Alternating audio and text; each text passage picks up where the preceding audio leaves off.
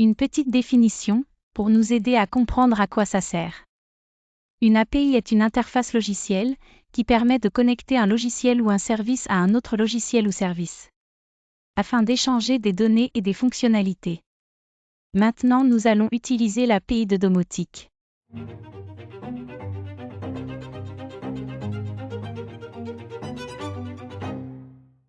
Tout de suite, 2 petits réglages sur mon éditeur de texte préféré, Visual Studio Code. On va installer le plugin Python. Cela va permettre d'exécuter notre code.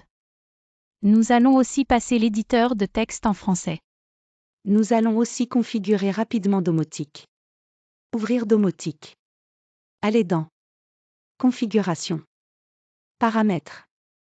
Puis dans Localisation. Cliquez sur. Ici, une fenêtre ouvre. Et dans Adresse. On saisit une ville, et enfin on clique sur Get Lalon. On obtient ainsi les coordonnées GPS, on clique sur OK. Nous restons dans Configuration du système. Dans la partie de gauche on choisit la langue. Pour moi je choisis French. Et pour finir cette configuration, on clique sur Appliquer les paramètres. On revient sur la page d'accueil, telle que l'on l'a vu dans la première vidéo. On va dans Configuration. Matériel, on lui donne un nom. Exemple. Test. Dans Type on choisit du Mi. Et on fait Ajouter.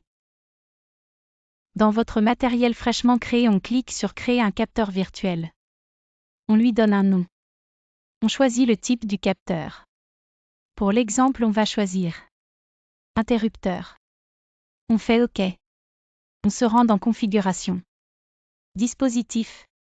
Et on peut voir notre dispositif qui a été ajouté. Maintenant on va dans Interrupteur. On retrouve notre capteur, que j'ai appelé YouTube. Pour pouvoir l'utiliser avec l'API, il faut connaître son ID, cliquez sur Log. Dans la barre de navigation, juste après Devices, on peut voir son numéro. Notez-le. On va en avoir besoin pour le contrôler. Nous allons sur le wiki de domotique. Comme vous pouvez le voir, on peut contrôler énormément de choses avec cette API. Nous, on va s'intéresser aux interrupteurs. Dans le menu, on choisit « Allumer, éteindre une lumière » et on copie le lien. Mettez-le de côté. On en aura besoin dans un instant. Nous allons apporter des modifications au lien que nous venons de copier.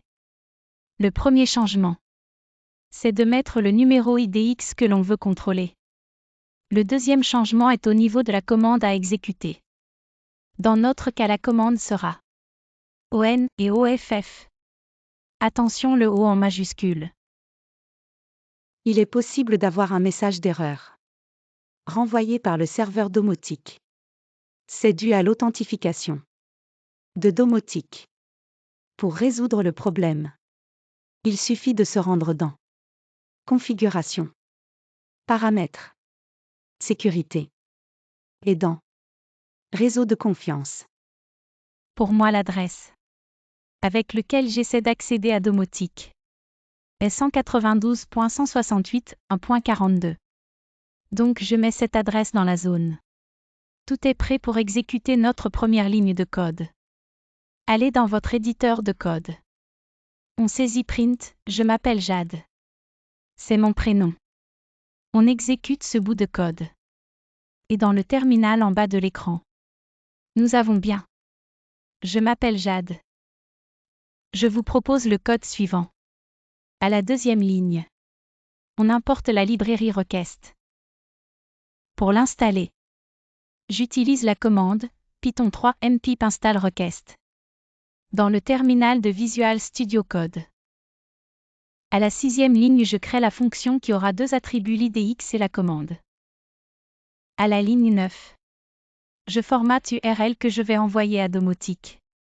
Elle comporte les informations que demande l'API, comme on l'a vu au début de cette vidéo.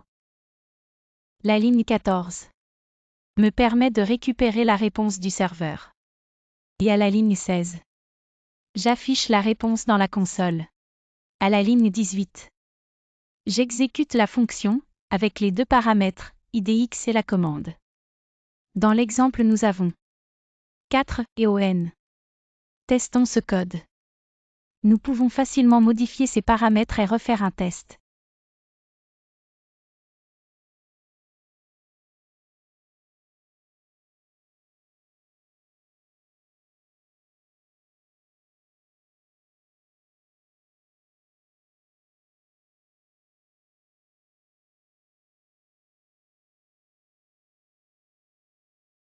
Grâce à l'API, nous pouvons communiquer avec Domotic en utilisant un programme Python. Je sais que je suis passé rapidement sur certaines étapes. Mais dans la prochaine vidéo, nous reviendrons sur ce code afin de l'améliorer. Alors, pour ne pas la manquer, vous savez ce qu'il vous reste à faire. Je vous remercie d'avoir suivi cette vidéo. Et soyez sages, c'est bientôt Noël. Quant à moi, je vous retrouve la semaine prochaine.